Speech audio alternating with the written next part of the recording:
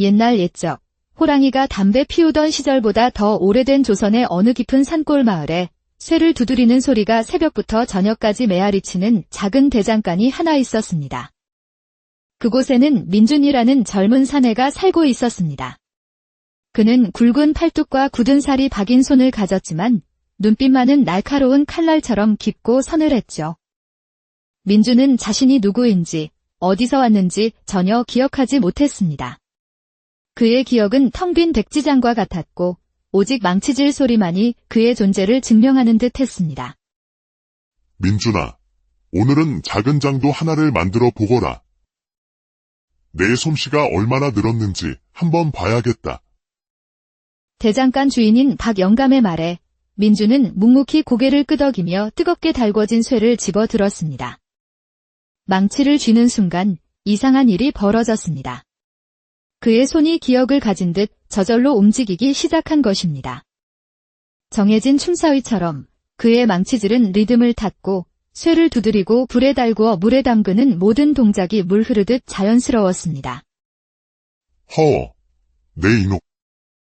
혹시 예전에 무기를 다루는 일을 했더냐? 내 몸짓이 평범한 대장장이의 것이 아니구나. 모르겠습니다. 어르신. 그저 제 손이 먼저 기억하는 것 같습니다. 완성된 장도를 손에 쥐자 그의 발걸음은 저절로 무사의 보법을 밟았고 칼날은 허공에 날카로운 궤적을 그렸습니다. 그 모습을 멀리서 비단 치마 자락을 스치며 지켜보는 한 여인이 있었습니다. 마을 어귀 가장 큰 기와집의 안주인 젊은 과부 서하였습니다. 저 눈빛, 저 몸놀림. 평범한 대장간의 견습생이 아니야. 분명 무언가 숨겨진 사연이 있구나. 서하는 우아한 걸음으로 천천히 대장간으로 다가갔습니다. 그녀의 등장에 대장간의 공기가 달라지는 듯 했습니다. 박 영감님, 이 댁에서 만든 칼은 그 예리함이 온 마을에 자자하더이다. 아이고, 마님. 과찬이십니다. 누추한 곳까지 어인 행차시옵니까? 부엌에서 쓸 칼 한 자루를 부탁하고 싶습니다. 그런데 저 젊은이의 솜씨로 만든 것을 받고 싶군요. 민주는 자신을 지목하는 서하의 깊고 고요한 눈빛에 잠시 숨을 멈췄습니다. 처음 보는 여인이었지만 그 눈빛은 이상하게도 낯설지 않았습니다. 마님, 저 아이는 아직 견습이라. 제 것이 더 나을 것입니다. 괜찮습니다. 칼에는 기술뿐만 아니라 만드는 이의 기운도 담기는 법이지요. 저 젊은이의 기운이 담긴 칼을 원합니다. 며칠 뒤 민주는 정성껏 만든 부엌칼을 들고 서하의 집으로 향했습니다. 거대한 대문을 들어서자 잘 가꿔진 넓은 마당과 단정한 사랑채가 그를 맞았습니다. 어서 오십시오, 나리. 마님께서 기다리고 계십니다. 쾌활한 성격의 여종, 다니가 민준을 보며 뺨을 살짝 붉혔습니다. 혹, 성함이 어찌 되시는지요? 민준이라고 합니다. 민준. 참 좋은 이름이네요. 저는 단이라고 합니다. 안채로 안내된 민주는 서하의 앞에 칼을 조심스럽게 내려놓았습니다. 서하는 칼을 들어 햇빛에 비춰보았습니다. 훌륭하군요. 그대의 손길에는 과연 남다른 기운이 서려 있습니다. 과찬이십니다. 마님. 혹시 앞으로 이 댁에서 일해볼 생각은 없으신가요? 갑작스러운 제안에 민주는 당황한 기색을 감추지 못했습니다. 예. 그게 무슨 말씀이신지. 마당의 장작도 패야 하고 손볼 담장도 많습니다. 대장간 일만 하기엔 그대의 재주가 아깝다는 생각이 드는군요. 사실 서하에게는 다른 속내가 있었습니다. 민준의 몸에 밴 무사의 흔적을 가까이 두고 지켜보며 그의 정체를 확인하고 싶었던 것입니다. 민준은 잠시 고민했지만 자신을 알아봐주는 듯한 서하의 눈빛에 이끌려 고개를 끄덕였습니다. 은혜에 감사드립니다. 마님. 그렇게 민준은 서하의 집에서 허드렛일을 하며 지내게 되었습니다. 그는 매일 성실하게 일했고 밤이 되면 사랑채의 작은 방에서 잠을 청했습니다. 어느 날 저녁, 우물가에서 물을 깃던 민준의 머릿속에 희미한 기억의 파편이 스쳐 지나갔습니다. 어둠 속에서 누군가와 검을 겨루는 모습, 번개처럼 빠른 공방, 그리고 등 뒤에서 들려오는 위험 있는 목소리. 흑영. 물러서지 마라. 흑영. 그게 뭐지? 민준은 고개를 흔들며 혼란스러운 마음을 다잡았습니다. 그날 밤, 민준은 서하의 방에서 새어나오는 불빛을 보았습니다. 다음 날 아침, 다니가 민준에게 다가와 장난기 가득한 목소리로 말했습니다. 민준 나리, 마님께서 나리를 칭찬하시더군요. 참 이해에 바르고 조심스러운 사람이라고요. 며칠 후, 민준은 뒷마당에서 담 너머로 집을 엿보는 낯선 기척을 느꼈습니다. 그는 즉시 이 사실을 서하에게 알렸습니다. 과부의 집은 언제나 사람들의 입방아에 오르내리는 법이지요. 신경 쓰지 마시게. 하지만 서하의 눈빛은 평소와 달리 차갑게 빛나고 있었습니다. 그녀는 이미 무언가를 예감하고 있었던 것입니다. 그날 밤, 민준은 잠 못 이루고 천장을 바라보며 서하 마님을 떠올렸습니다.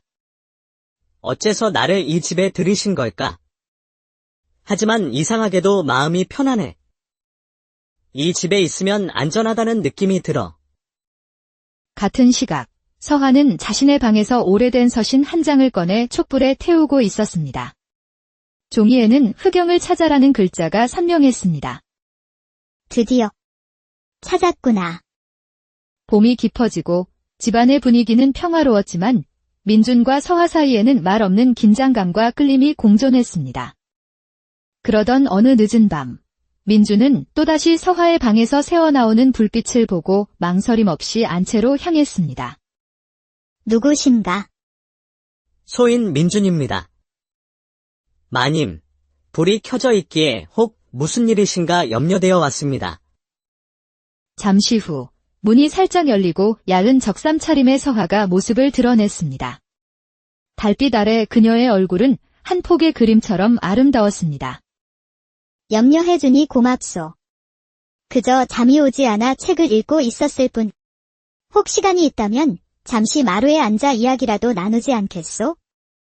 두 사람은 마루 끝에 나란히 앉았습니다. 밤바람이 살랑이며 두 사람의 옷깃을 스쳤습니다. 그대는 과거를 기억하지 못한다고 들었소. 혹 꿈에서라도 떠오르는 것은 없는가? 가끔 검을 휘두르는 꿈을 꿉니다. 그리고 누군가 저를 부르는 소리도 들립니다. 무엇이라 부르던가? 정확히는 기억나지 않습니다. 다만 그 목소리가 무척이나 익숙하게 느껴집니다. 민준은 문득 달빛에 비친 서하의 옆모습에서 깊은 슬픔과 외로움을 읽었습니다. 마님께서도 외로우신가 봅니다. 외롭지 않은 사람이 어디 있겠소? 그저 익숙해졌을 뿐이지. 그날 밤, 두 사람은 말보다 깊은 침묵으로 서로의 상처를 위로했습니다. 서로를 향한 마음이 봄바람처럼 조용히 불어오고 있었습니다. 여름이 찾아왔을 때 서하는 민준에게 동행을 청했습니다. 친정에 다녀와야 한다는 이유였습니다. 민준, 오늘 나와 함께 길을 나서야겠소? 그대가 동행해주면 좋겠구려. 두 사람은 말을 타고 숲길을 따라 한참을 달렸습니다. 저녁 무렵 길가의 낡은 주막에서 하룻밤 묵어가기로 했습니다. 어서 오시게나. 방은 하나밖에 남지 않았네. 주막의 주인 5월은 두 사람을 번갈아 보더니 방으로 안내했습니다. 저녁 식사를 마친 후 민준은 마루에 자리를 잡았습니다. 그때 다가온 주모 5월이 민준의 손등을 보고 눈을 크게 떴습니다. 아니, 그 흉터는 어릴 때 다친 것 같은데 기억나지 않습니다. 주모는 표정이 굳더니 황급히 자리를 떴습니다. 그날 밤 민준은 잠결에 주모와 낯선 사내가 나누는 대화를 엿듣게 되었습니다. 손등에 흉터를 봤네. 틀림없어. 그분이셔. 그럼 어찌해야 하나? 일단 모르는 척 해야지. 아직은 때가 아니야? 다음 날 두 사람은 다시 길을 떠났습니다. 서하의 친정이라는 큰 기와집에 도착했지만 그곳에서의 시간은 짧았습니다. 마을로 돌아온 후 불길한 소문이 돌기 시작했습니다. 산적들이 근처까지 내려온다는 것이었습니다. 민준, 혹시 무슨 일이 생기면 나를 먼저 지키려 하지 마시오. 그대의 목숨이 더 소중하오. 그럴 수는 없습니다. 마님. 마님의 안전이 저에게는 가장 중요합니다. 그날 밤 예고된 위험이 찾아왔습니다. 검은 복면을 쓴 5명의 사내가 담을 넘어왔습니다. 재물을 내놓으면 목숨만은 살려주마. 이곳은 가난한 과부의 집이요. 가져갈 것은 없으니 돌아가시오. 그렇다면 죽어라. 민주는 곁에 있던 장작 도끼를 집어 들었습니다. 칼과 도끼가 부딪히는 소리가 밤의 정적을 깨뜨렸습니다. 다시 한번 민준의 몸은 기억을 되찾은 듯 움직였습니다.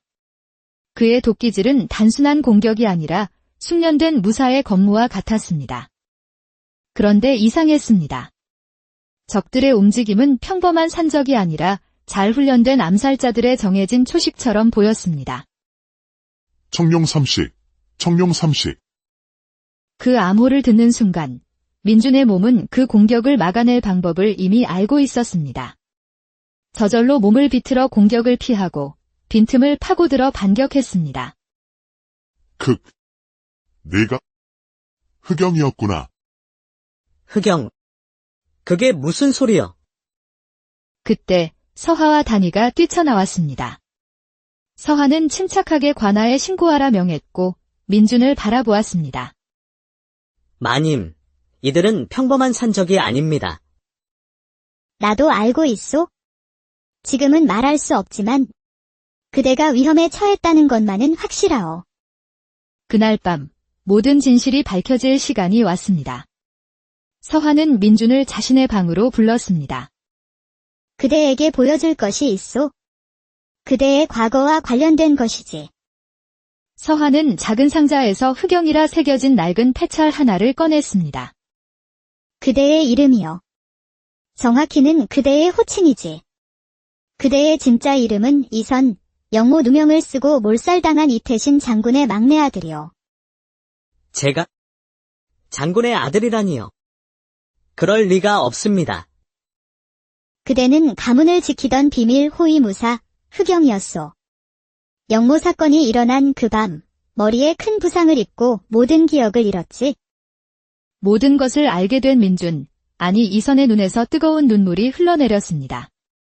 기억은 없지만 가슴속 깊은 곳에서부터 슬픔이 치밀어 올랐습니다.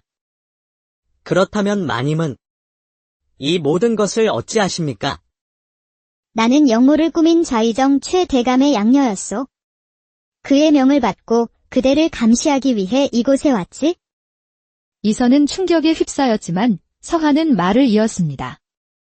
하지만 그대를 만나고 마음이 변했소. 무엇이 옳고 그른지 깨달았지. 이제 나는 그대를 지키고 싶소. 두 사람은 서로의 손을 꼭 맞잡았습니다. 이제 그들의 운명은 하나가 되었습니다. 그대의 명예를 되찾아야 하오. 이 장군께서는 역적이 아니었소. 모든 것은 최 대감이 꾸민 일이오. 증거를 찾아야 합니다. 주막의 주모가 무언가 알고 있을지도 모릅니다. 다음 날 이선은 홀로 주막으로 향했습니다. 주모 5월은 그를 보자마자 무릎을 꿇고 눈물을 흘렸습니다. 도련님, 살아계셨군요. 저는 이 장군 댁의 유모였사옵니다. 주모는 이선이 기억을 잃은 후 그를 구해 민준이라는 이름으로 숨겨주었던 것입니다. 그리고 그녀는 모든 증거를 간직하고 있었습니다. 이것은 장군께서 남기신 친필 서신과 최 대감의 영모 증거들이옵니다. 언젠가 진실을 밝힐 나를 위해 목숨 걸고 지켜왔습니다. 아버지의 마지막 당부가 담긴 서신을 읽으며 이선은 복수와 정의를 향한 결의를 다졌습니다. 모든 증거를 가지고 돌아온 이선은 서화, 그리고 단이와 함께 계획을 세웠습니다. 목숨을 건 싸움의 시작이었습니다. 내일 아침 이 증거들을 가지고 관로가 상소하겠습니다. 위험한 일이요. 나도 함께 가겠소. 그럼 저는 여기서 두 분을 위해 기도하며 기다리겠습니다. 다음 날, 두 사람은 한양의 궐문 앞에서 상소를 올렸습니다. 소식을 들은 최 대감이 군사들을 이끌고 나타났습니다. 내 놈이 이선이었구나. 감히 역적의 아들이 살아남아 조정을 능멸하려 드느냐. 저놈들을 당장 잡아들여라. 일촉즉발의 상황. 그때 궐 안에서 임금의 명이 내려왔습니다. 전하의 명이시다. 최 대감과 이선을 모두 어전으로 들라 하셨다. 어전에서 이선이 가져온 명백한 증거들 앞에 최 대감의 모든 죄가 드러났습니다. 최 대감을 당장 옥에 가두고 철저히 조사하여 대역죄로 다스리라. 그리고 고 이태신 장군의 명예를 회복하고 그의 충절을 기리도록 하라. 끌려나가면서도 최 대감은 이선을 노려보며 악을 썼지만 그의 시대는 끝이 났습니다. 모든 것이 끝난 후 임금은 이선에게 높은 벼슬을 내리려 했지만 그는 정중히 사양했습니다. 전하, 소인은 이제 조용히 평범한 삶을 살고 싶사옵니다. 집으로 돌아온 이선은 서하에게 청혼했습니다. 수많은 시련을 함께 겪어낸 두 사람의 사랑은 그 무엇보다 단단했습니다. 아니, 서하 낭자. 나와 함께 평생을 살아주시겠습니까? 기꺼이. 그리하겠습니다. 이선 나리. 얼마 후 두 사람은 작은 혼례를 올렸습니다. 이선은 다시 대장간으로 돌아가 무기가 아닌 농기구를 만들었고 서하는 마을 아이들에게 글을 가르쳤습니다. 과거의 이름 흑영과 최 대감의 양녀는 사라지고 현재의 선택으로 살아가는 지선과 서하만이 남았습니다. 어느 날 저녁 마루에 앉아 석양을 보던 서하가 물었습니다. 후회는 없으신가요? 단 하나도 없소. 나의 모든 과거와 현재, 그리고 미래는 모두 낭자를 향한 선택이었으니.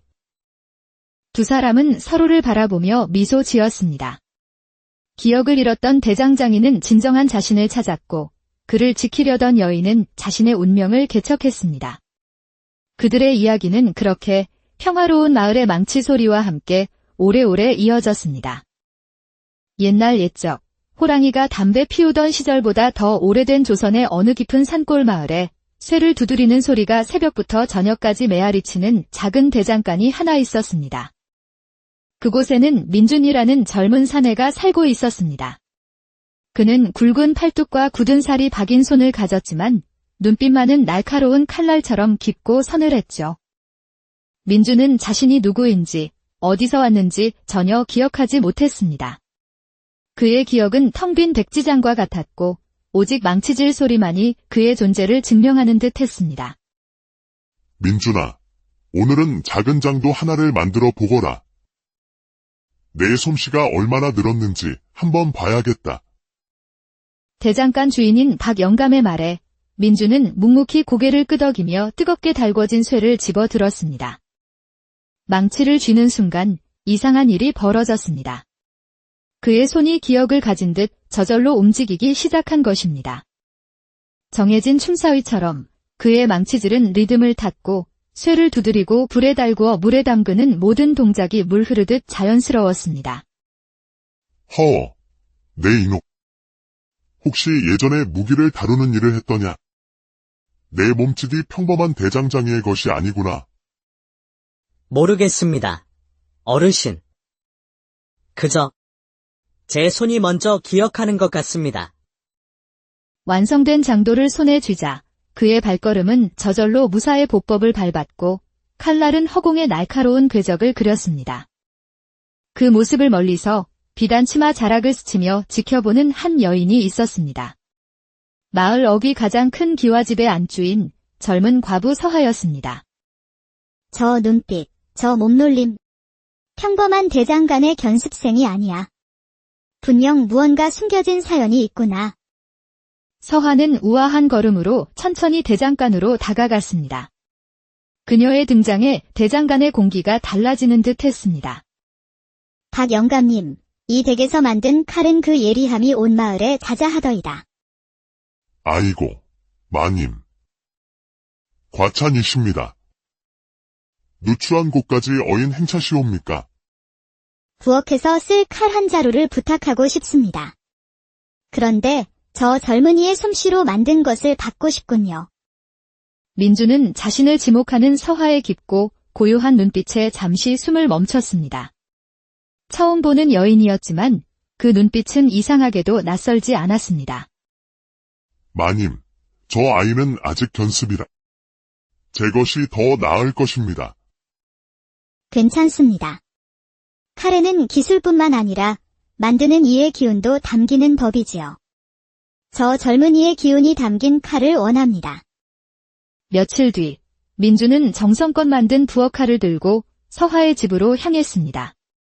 거대한 대문을 들어서자 잘 가꿔진 넓은 마당과 단정한 사랑채가 그를 맞았습니다. 어서 오십시오, 나리. 마님께서 기다리고 계십니다. 쾌활한 성격의 여종, 다니가 민준을 보며 뺨을 살짝 붉혔습니다. 혹, 성함이 어찌 되시는지요? 민준이라고 합니다. 민준. 참 좋은 이름이네요. 저는 단이라고 합니다. 안채로 안내된 민주는 서화의 앞에 칼을 조심스럽게 내려놓았습니다. 서화는 칼을 들어 햇빛에 비춰보았습니다. 훌륭하군요. 그대의 손길에는 과연 남다른 기운이 서려 있습니다. 과찬이십니다. 마님. 혹시 앞으로 이 댁에서 일해볼 생각은 없으신가요? 갑작스러운 제안에 민주는 당황한 기색을 감추지 못했습니다. 예. 그게 무슨 말씀이신지.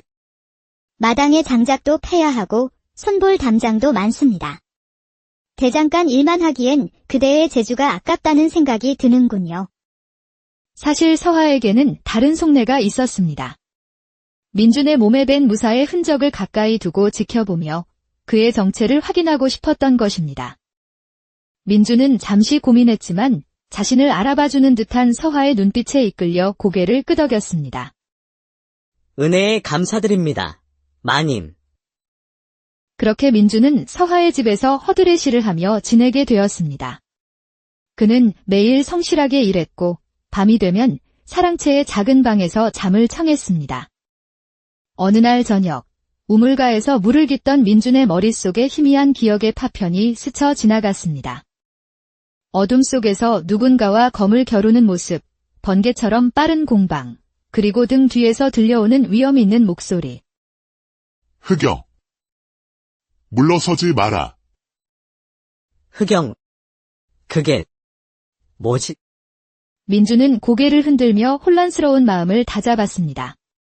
그날 밤, 민주는 서화의 방에서 새어나오는 불빛을 보았습니다. 다음 날 아침, 다니가 민준에게 다가와 장난기 가득한 목소리로 말했습니다. 민준 나리, 마님께서 나리를 칭찬하시더군요. 참 예에 바르고 조심스러운 사람이라고요. 며칠 후, 민주는 뒷마당에서 담 너머로 집을 엿보는 낯선 기척을 느꼈습니다.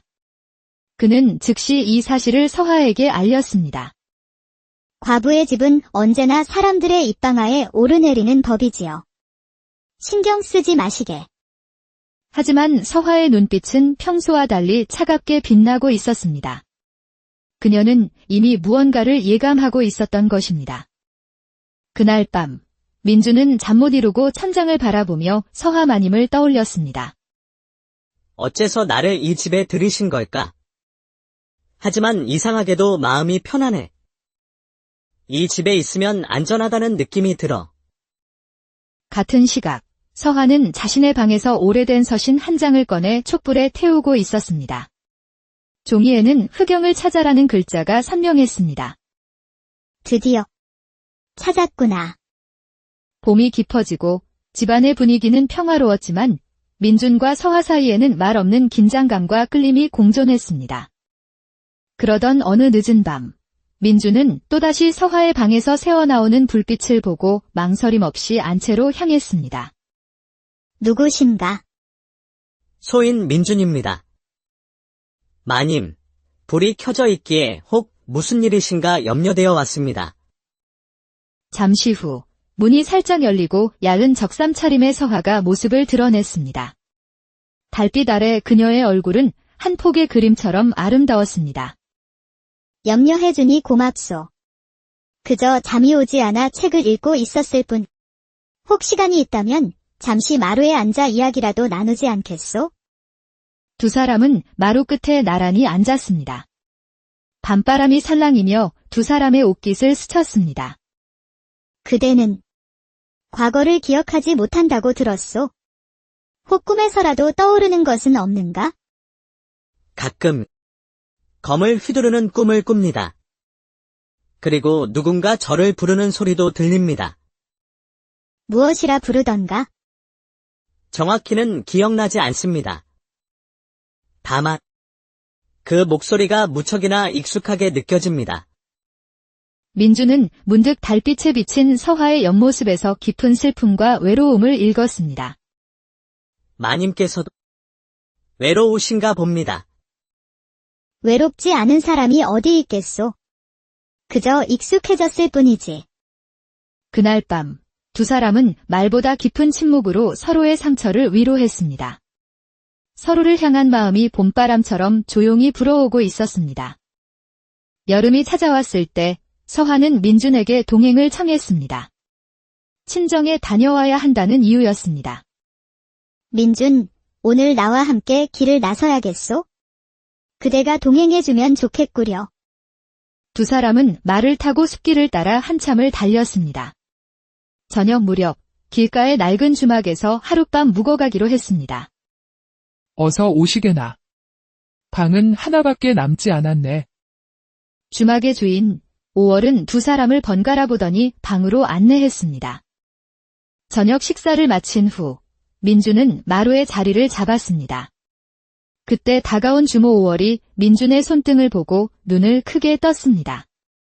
아니, 그 흉터는 어릴 때 다친 것 같은데 기억나지 않습니다. 주모는 표정이 굳더니 황급히 자리를 떴습니다. 그날 밤 민준은 잠결에 주모와 낯선 사내가 나누는 대화를 엿듣게 되었습니다. 손등에 흉터를 봤네. 틀림없어. 그분이셔. 그럼 어찌해야 하나? 일단 모르는 척 해야지. 아직은 때가 아니야? 다음 날 두 사람은 다시 길을 떠났습니다. 서화의 친정이라는 큰 기와집에 도착했지만 그곳에서의 시간은 짧았습니다. 마을로 돌아온 후 불길한 소문이 돌기 시작했습니다. 산적들이 근처까지 내려온다는 것이었습니다. 민준, 혹시 무슨 일이 생기면 나를 먼저 지키려 하지 마시오. 그대의 목숨이 더 소중하오. 그럴 수는 없습니다. 마님. 마님의 안전이 저에게는 가장 중요합니다. 그날 밤 예고된 위험이 찾아왔습니다. 검은 복면을 쓴 5명의 사내가 담을 넘어왔습니다. 재물을 내놓으면 목숨만은 살려주마. 이곳은 가난한 과부의 집이요. 가져갈 것은 없으니 돌아가시오. 그렇다면 죽어라. 민주는 곁에 있던 장작 도끼를 집어 들었습니다. 칼과 도끼가 부딪히는 소리가 밤의 정적을 깨뜨렸습니다. 다시 한번 민준의 몸은 기억을 되찾은 듯 움직였습니다. 그의 도끼질은 단순한 공격이 아니라 숙련된 무사의 검무와 같았습니다. 그런데 이상했습니다. 적들의 움직임은 평범한 산적이 아니라 잘 훈련된 암살자들의 정해진 초식처럼 보였습니다. 청룡삼식, 청룡삼식. 그 암호를 듣는 순간 민준의 몸은 그 공격을 막아낼 방법을 이미 알고 있었습니다. 저절로 몸을 비틀어 공격을 피하고 빈틈을 파고들어 반격했습니다. 내가 흑영이었구나. 흑영. 그게 무슨 소리여? 그때 서화와 단이가 뛰쳐나왔습니다. 서화는 침착하게 관아에 신고하라 명했고 민준을 바라보았습니다. 마님, 이들은 평범한 산적이 아닙니다. 나도 알고 있소? 지금은 말할 수 없지만 그대가 위험에 처했다는 것만은 확실하오.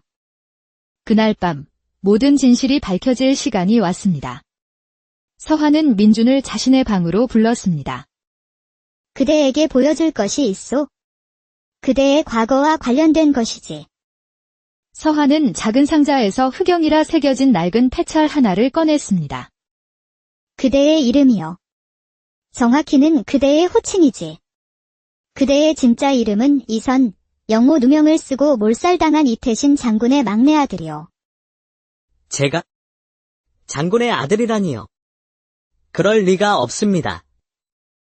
그대는 가문을 지키던 비밀 호위무사 흑영이었소. 영모 사건이 일어난 그 밤, 머리에 큰 부상을 입고 모든 기억을 잃었지. 모든 것을 알게 된 민준, 아니 이선의 눈에서 뜨거운 눈물이 흘러내렸습니다. 기억은 없지만 가슴속 깊은 곳에서부터 슬픔이 치밀어 올랐습니다. 그렇다면 마님은 이 모든 것을 어찌하십니까? 나는 영모를 꾸민 좌의정 최대감의 양녀였소. 그의 명을 받고 그대를 감시하기 위해 이곳에 왔지. 이선은 충격에 휩싸였지만 서화는 말을 이었습니다. 하지만 그대를 만나고 마음이 변했소. 무엇이 옳고 그른지 깨달았지? 이제 나는 그대를 지키고 싶소. 두 사람은 서로의 손을 꼭 맞잡았습니다. 이제 그들의 운명은 하나가 되었습니다. 그대의 명예를 되찾아야 하오. 이 장군께서는 역적이 아니었소. 모든 것은 최 대감이 꾸민 일이오. 증거를 찾아야 합니다. 주막의 주모가 무언가 알고 있을지도 모릅니다.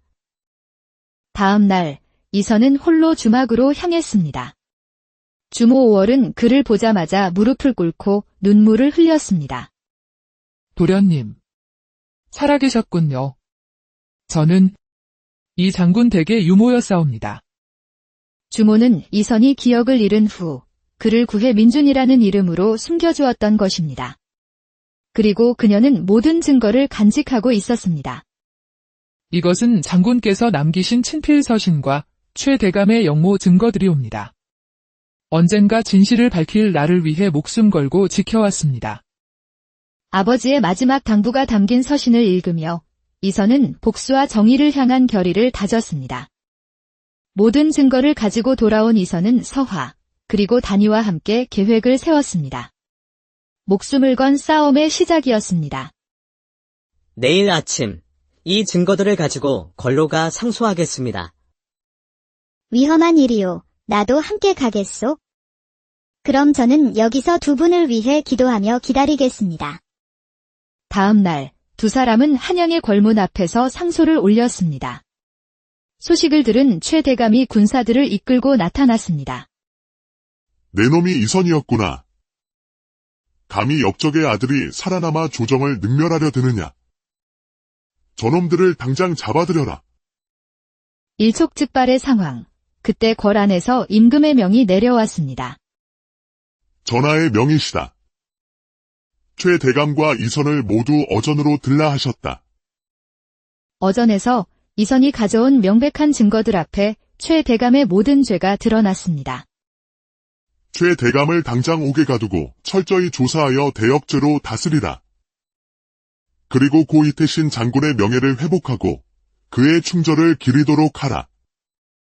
끌려나가면서도 최 대감은 이선을 노려보며 악을 썼지만 그의 시대는 끝이 났습니다. 모든 것이 끝난 후 임금은 이선에게 높은 벼슬을 내리려 했지만 그는 정중히 사양했습니다. 전하, 소인은 이제 조용히 평범한 삶을 살고 싶사옵니다. 집으로 돌아온 이선은 서화에게 청혼했습니다. 수많은 시련을 함께 겪어낸 두 사람의 사랑은 그 무엇보다 단단했습니다. 아니, 서화 낭자. 나와 함께 평생을 살아주시겠습니까? 기꺼이. 그리하겠습니다. 이선 나리.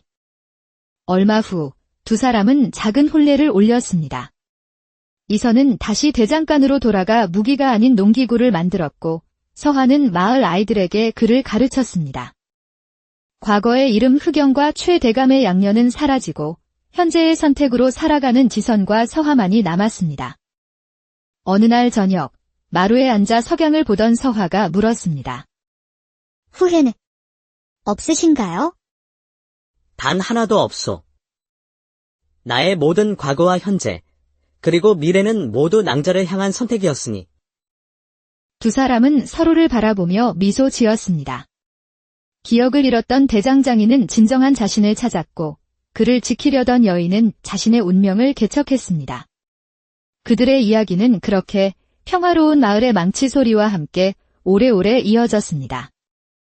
옛날 옛적, 호랑이가 담배 피우던 시절보다 더 오래된 조선의 어느 깊은 산골 마을에 쇠를 두드리는 소리가 새벽부터 저녁까지 메아리치는 작은 대장간이 하나 있었습니다. 그곳에는 민준이라는 젊은 사내가 살고 있었습니다. 그는 굵은 팔뚝과 굳은 살이 박인 손을 가졌지만 눈빛만은 날카로운 칼날처럼 깊고 서늘했죠. 민준은 자신이 누구인지, 어디서 왔는지 전혀 기억하지 못했습니다. 그의 기억은 텅 빈 백지장과 같았고 오직 망치질 소리만이 그의 존재를 증명하는 듯 했습니다. 민준아, 오늘은 작은 장도 하나를 만들어 보거라. 내 솜씨가 얼마나 늘었는지 한번 봐야겠다.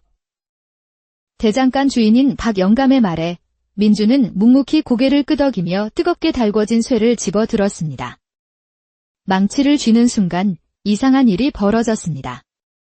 그의 손이 기억을 가진 듯 저절로 움직이기 시작한 것입니다.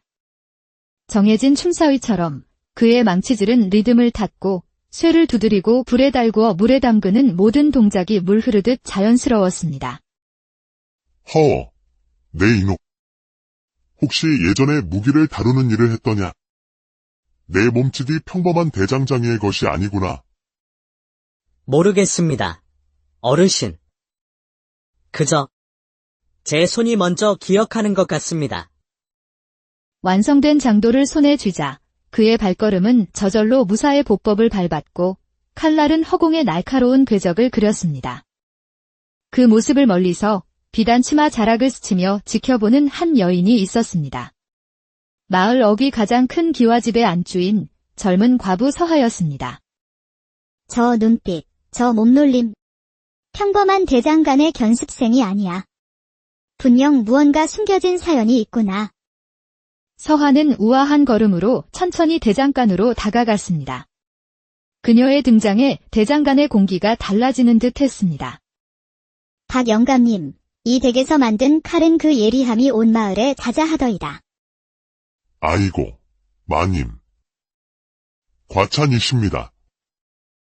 누추한 곳까지 어인 행차시옵니까? 부엌에서 쓸 칼 한 자루를 부탁하고 싶습니다. 그런데 저 젊은이의 솜씨로 만든 것을 받고 싶군요. 민주는 자신을 지목하는 서하의 깊고 고요한 눈빛에 잠시 숨을 멈췄습니다. 처음 보는 여인이었지만 그 눈빛은 이상하게도 낯설지 않았습니다. 마님, 저 아이는 아직 견습이라. 제 것이 더 나을 것입니다. 괜찮습니다. 칼에는 기술뿐만 아니라 만드는 이의 기운도 담기는 법이지요. 저 젊은이의 기운이 담긴 칼을 원합니다. 며칠 뒤 민주는 정성껏 만든 부엌칼을 들고 서하의 집으로 향했습니다. 거대한 대문을 들어서자 잘 가꿔진 넓은 마당과 단정한 사랑채가 그를 맞았습니다. 어서 오십시오, 나리. 마님께서 기다리고 계십니다. 쾌활한 성격의 여종, 다니가 민준을 보며 뺨을 살짝 붉혔습니다. 혹, 성함이 어찌 되시는지요? 민준이라고 합니다. 민준. 참 좋은 이름이네요. 저는 단이라고 합니다. 안채로 안내된 민주는 서하의 앞에 칼을 조심스럽게 내려놓았습니다. 서하는 칼을 들어 햇빛에 비춰보았습니다. 훌륭하군요. 그대의 손길에는 과연 남다른 기운이 서려 있습니다. 과찬이십니다. 마님. 혹시 앞으로 이 댁에서 일해볼 생각은 없으신가요? 갑작스러운 제안에 민주는 당황한 기색을 감추지 못했습니다. 예. 그게 무슨 말씀이신지. 마당의 장작도 패야 하고 손볼 담장도 많습니다. 대장간 일만 하기엔 그대의 재주가 아깝다는 생각이 드는군요. 사실 서하에게는 다른 속내가 있었습니다. 민준의 몸에 밴 무사의 흔적을 가까이 두고 지켜보며 그의 정체를 확인하고 싶었던 것입니다. 민준은 잠시 고민했지만 자신을 알아봐주는 듯한 서하의 눈빛에 이끌려 고개를 끄덕였습니다. 은혜에 감사드립니다. 마님. 그렇게 민준은 서하의 집에서 허드렛일을 하며 지내게 되었습니다. 그는 매일 성실하게 일했고 밤이 되면 사랑채의 작은 방에서 잠을 청했습니다. 어느 날 저녁, 우물가에서 물을 깃던 민준의 머릿속에 희미한 기억의 파편이 스쳐 지나갔습니다. 어둠 속에서 누군가와 검을 겨루는 모습, 번개처럼 빠른 공방, 그리고 등 뒤에서 들려오는 위험 있는 목소리. 흑영. 물러서지 마라. 흑영. 그게 뭐지? 민준은 고개를 흔들며 혼란스러운 마음을 다잡았습니다. 그날 밤, 민준은 서하의 방에서 새어나오는 불빛을 보았습니다. 다음 날 아침, 다니가 민준에게 다가와 장난기 가득한 목소리로 말했습니다. 민준 나리, 마님께서 나리를 칭찬하시더군요. 참 이해에 바르고 조심스러운 사람이라고요. 며칠 후, 민준은 뒷마당에서 담 너머로 집을 엿보는 낯선 기척을 느꼈습니다. 그는 즉시 이 사실을 서하에게 알렸습니다. 과부의 집은 언제나 사람들의 입방아에 오르내리는 법이지요. 신경 쓰지 마시게. 하지만 서하의 눈빛은 평소와 달리 차갑게 빛나고 있었습니다. 그녀는 이미 무언가를 예감하고 있었던 것입니다. 그날 밤, 민준은 잠 못 이루고 천장을 바라보며 서하 마님을 떠올렸습니다. 어째서 나를 이 집에 들이신 걸까? 하지만 이상하게도 마음이 편안해. 이 집에 있으면 안전하다는 느낌이 들어. 같은 시각, 서하는 자신의 방에서 오래된 서신 한 장을 꺼내 촛불에 태우고 있었습니다. 종이에는 흑영을 찾아라는 글자가 선명했습니다. 드디어 찾았구나. 봄이 깊어지고 집안의 분위기는 평화로웠지만 민준과 서하 사이에는 말 없는 긴장감과 끌림이 공존했습니다. 그러던 어느 늦은 밤, 민준은 또다시 서하의 방에서 새어나오는 불빛을 보고 망설임 없이 안채로 향했습니다. 누구신가? 소인 민준입니다. 마님, 불이 켜져 있기에 혹 무슨 일이신가 염려되어 왔습니다. 잠시 후 문이 살짝 열리고 야은 적삼 차림의 서하가 모습을 드러냈습니다. 달빛 아래 그녀의 얼굴은 한 폭의 그림처럼 아름다웠습니다. 염려해주니 고맙소. 그저 잠이 오지 않아 책을 읽고 있었을 뿐. 혹 시간이 있다면 잠시 마루에 앉아 이야기라도 나누지 않겠소? 두 사람은 마루 끝에 나란히 앉았습니다. 밤바람이 살랑이며 두 사람의 옷깃을 스쳤습니다. 그대는 과거를 기억하지 못한다고 들었소. 혹 꿈에서라도 떠오르는 것은 없는가? 가끔 검을 휘두르는 꿈을 꿉니다. 그리고 누군가 저를 부르는 소리도 들립니다. 무엇이라 부르던가? 정확히는 기억나지 않습니다. 다만 그 목소리가 무척이나 익숙하게 느껴집니다. 민준은 문득 달빛에 비친 서하의 옆모습에서 깊은 슬픔과 외로움을 읽었습니다. 마님께서도 외로우신가 봅니다. 외롭지 않은 사람이 어디 있겠소? 그저 익숙해졌을 뿐이지. 그날 밤, 두 사람은 말보다 깊은 침묵으로 서로의 상처를 위로했습니다. 서로를 향한 마음이 봄바람처럼 조용히 불어오고 있었습니다. 여름이 찾아왔을 때 서하는 민준에게 동행을 청했습니다. 친정에 다녀와야 한다는 이유였습니다. 민준, 오늘 나와 함께 길을 나서야겠소? 그대가 동행해주면 좋겠구려. 두 사람은 말을 타고 숲길을 따라 한참을 달렸습니다. 저녁 무렵 길가의 낡은 주막에서 하룻밤 묵어가기로 했습니다. 어서 오시게나. 방은 하나밖에 남지 않았네. 주막의 주인 5월은 두 사람을 번갈아 보더니 방으로 안내했습니다. 저녁 식사를 마친 후 민준은 마루에 자리를 잡았습니다. 그때 다가온 주모 5월이 민준의 손등을 보고 눈을 크게 떴습니다. 아니, 그 흉터는 어릴 때 다친 것 같은데. 기억나지 않습니다. 주모는 표정이 굳더니 황급히 자리를 떴습니다. 그날 밤, 민준은 잠결에 주모와 낯선 사내가 나누는 대화를 엿듣게 되었습니다. 손등에 흉터를 봤네. 틀림없어. 그분이셔. 그럼 어찌해야 하나? 일단 모르는 척해야지. 아직은 때가 아니야? 다음 날, 두 사람은 다시 길을 떠났습니다. 서하의 친정이라는 큰 기와집에 도착했지만 그곳에서의 시간은 짧았습니다.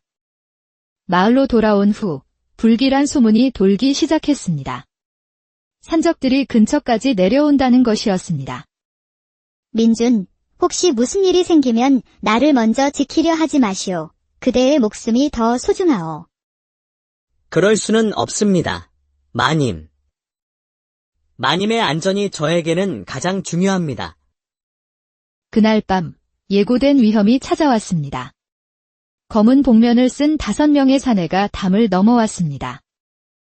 재물을 내놓으면 목숨만은 살려주마. 이곳은 가난한 과부의 집이요. 가져갈 것은 없으니 돌아가시오. 그렇다면 죽어라. 민준은 곁에 있던 장작 도끼를 집어 들었습니다. 칼과 도끼가 부딪히는 소리가 밤의 정적을 깨뜨렸습니다. 다시 한번 민준의 몸은 기억을 되찾은 듯 움직였습니다. 그의 도끼질은 단순한 공격이 아니라 숙련된 무사의 검무와 같았습니다. 그런데 이상했습니다. 적들의 움직임은 평범한 산적이 아니라 잘 훈련된 암살자들의 정해진 초식처럼 보였습니다. 청룡 삼식, 청룡 삼식. 그 암호를 듣는 순간 민준의 몸은 그 공격을 막아낼 방법을 이미 알고 있었습니다. 저절로 몸을 비틀어 공격을 피하고 빈틈을 파고들어 반격했습니다. 네가 흑영이었구나. 흑영. 그게 무슨 소리여?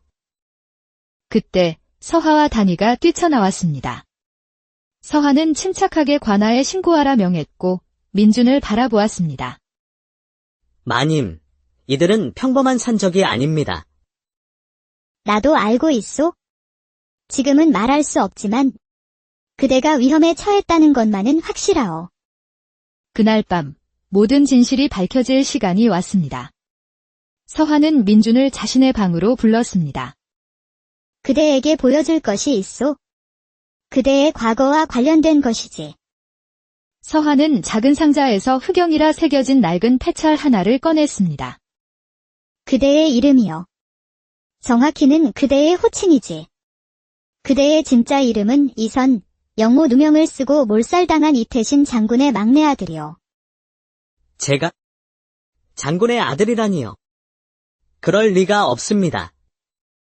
그대는 가문을 지키던 비밀 호위무사 흑영이었소. 영모 사건이 일어난 그 밤 머리에 큰 부상을 입고 모든 기억을 잃었지. 모든 것을 알게 된 민준, 아니 이선의 눈에서 뜨거운 눈물이 흘러내렸습니다. 기억은 없지만 가슴속 깊은 곳에서부터 슬픔이 치밀어 올랐습니다. 그렇다면 마님은 이 모든 것을 어찌하십니까? 나는 영모를 꾸민 좌의정 최대감의 양녀였소. 그의 명을 받고 그대를 감시하기 위해 이곳에 왔지. 이선은 충격에 휩싸였지만 서하는 말을 이었습니다. 하지만 그대를 만나고 마음이 변했소. 무엇이 옳고 그른지 깨달았지. 이제 나는 그대를 지키고 싶소.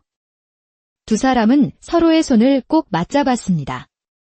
이제 그들의 운명은 하나가 되었습니다. 그대의 명예를 되찾아야 하오. 이 장군께서는 역적이 아니었소. 모든 것은 최 대감이 꾸민 일이오. 증거를 찾아야 합니다. 주막의 주모가 무언가 알고 있을지도 모릅니다. 다음 날 이선은 홀로 주막으로 향했습니다. 주모 5월은 그를 보자마자 무릎을 꿇고 눈물을 흘렸습니다. 도련님. 살아계셨군요. 저는 이 장군 댁의 유모였사옵니다. 주모는 이선이 기억을 잃은 후 그를 구해 민준이라는 이름으로 숨겨주었던 것입니다. 그리고 그녀는 모든 증거를 간직하고 있었습니다. 이것은 장군께서 남기신 친필 서신과 최 대감의 영모 증거들이옵니다. 언젠가 진실을 밝힐 나를 위해 목숨 걸고 지켜왔습니다. 아버지의 마지막 당부가 담긴 서신을 읽으며 이선은 복수와 정의를 향한 결의를 다졌습니다. 모든 증거를 가지고 돌아온 이선은 서화, 그리고 단이와 함께 계획을 세웠습니다. 목숨을 건 싸움의 시작이었습니다. 내일 아침 이 증거들을 가지고 걸로가 상소하겠습니다. 위험한 일이요. 나도 함께 가겠소. 그럼 저는 여기서 두 분을 위해 기도하며 기다리겠습니다. 다음 날, 두 사람은 한양의 궐문 앞에서 상소를 올렸습니다. 소식을 들은 최 대감이 군사들을 이끌고 나타났습니다. 내 놈이 이선이었구나. 감히 역적의 아들이 살아남아 조정을 능멸하려 드느냐. 저놈들을 당장 잡아들여라. 일촉즉발의 상황. 그때 궐 안에서 임금의 명이 내려왔습니다. 전하의 명이시다. 최 대감과 이선을 모두 어전으로 들라 하셨다. 어전에서 이선이 가져온 명백한 증거들 앞에 최 대감의 모든 죄가 드러났습니다. 최 대감을 당장 옥에 가두고 철저히 조사하여 대역죄로 다스리라. 그리고 고 이태신 장군의 명예를 회복하고 그의 충절을 기리도록 하라. 끌려나가면서도 최 대감은 이선을 노려보며 악을 썼지만 그의 시대는 끝이 났습니다. 모든 것이 끝난 후 임금은 이선에게 높은 벼슬을 내리려 했지만 그는 정중히 사양했습니다. 전하, 소인은 이제 조용히 평범한 삶을 살고 싶사옵니다. 집으로 돌아온 이선은 서하에게 청혼했습니다. 수많은 시련을 함께 겪어낸 두 사람의 사랑은 그 무엇보다 단단했습니다. 아니, 서하 낭자. 나와 함께 평생을 살아주시겠습니까? 기꺼이. 그리하겠습니다. 이선 나리. 얼마 후 두 사람은 작은 혼례를 올렸습니다. 이선은 다시 대장간으로 돌아가 무기가 아닌 농기구를 만들었고 서하는 마을 아이들에게 그를 가르쳤습니다. 과거의 이름 흑영과 최 대감의 양녀는 사라지고 현재의 선택으로 살아가는 지선과 서하만이 남았습니다. 어느 날 저녁 마루에 앉아 석양을 보던 서하가 물었습니다. 후회는 없으신가요? 단 하나도 없소. 나의 모든 과거와 현재, 그리고 미래는 모두 낭자를 향한 선택이었으니. 두 사람은 서로를 바라보며 미소 지었습니다. 기억을 잃었던 대장장이는 진정한 자신을 찾았고 그를 지키려던 여인은 자신의 운명을 개척했습니다. 그들의 이야기는 그렇게 평화로운 마을의 망치 소리와 함께 오래오래 이어졌습니다.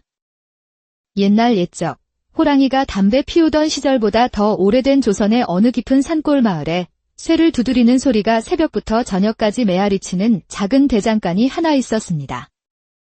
그곳에는 민준이라는 젊은 사내가 살고 있었습니다. 그는 굵은 팔뚝과 굳은 살이 박인 손을 가졌지만 눈빛만은 날카로운 칼날처럼 깊고 서늘했죠. 민준은 자신이 누구인지 어디서 왔는지 전혀 기억하지 못했습니다. 그의 기억은 텅 빈 백지장과 같았고 오직 망치질 소리만이 그의 존재를 증명하는 듯 했습니다.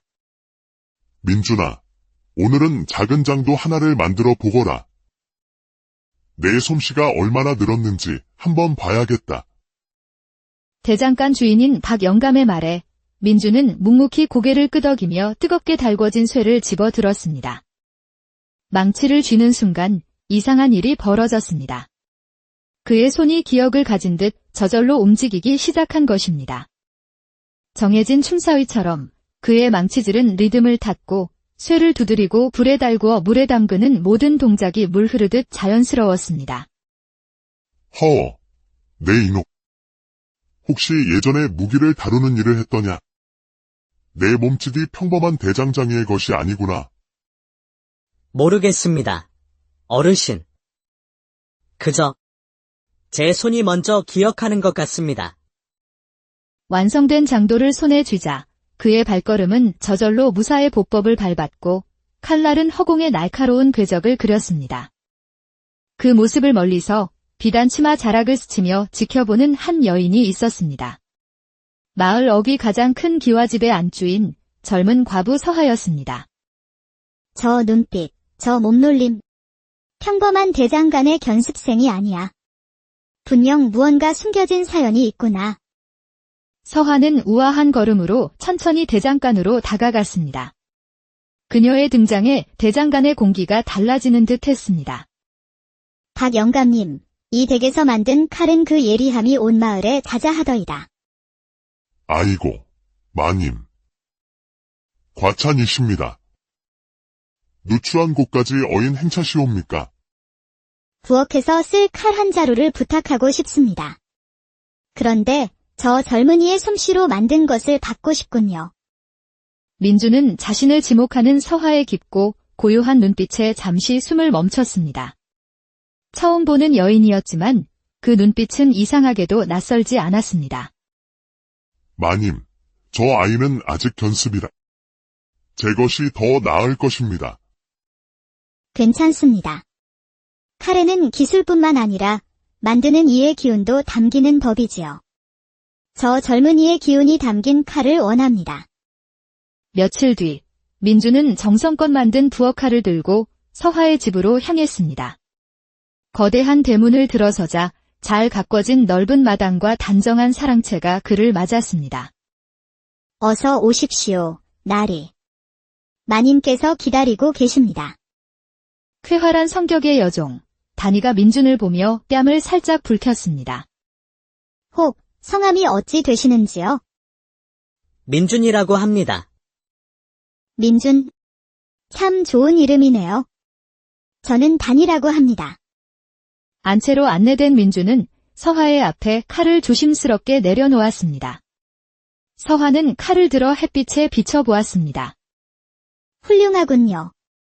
그대의 손길에는 과연 남다른 기운이 서려 있습니다. 과찬이십니다. 마님. 혹시 앞으로 이 댁에서 일해볼 생각은 없으신가요?